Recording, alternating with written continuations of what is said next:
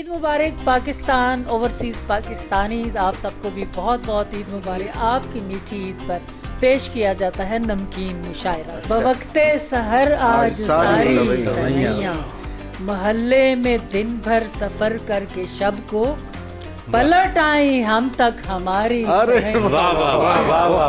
यार नू वेख के डाडी वधी एनर्जी है, गड़ करके बदला वांगर अज तबीयत गर्जी है।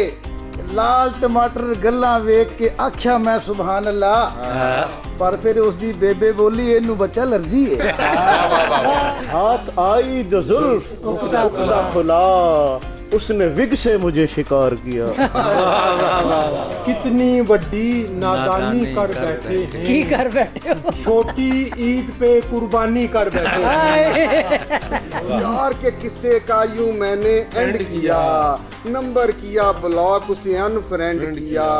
पहली बार मैं फूट फूट के रोया और फिर उसको वहाँ पहुंचे भी न थे, कूचाए जाना में अभी।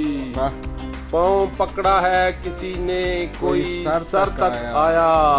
मेजबानी के तकाजे किए पूरे सारे, एक कुत्ता तो हमें छोड़ने घर तक आया।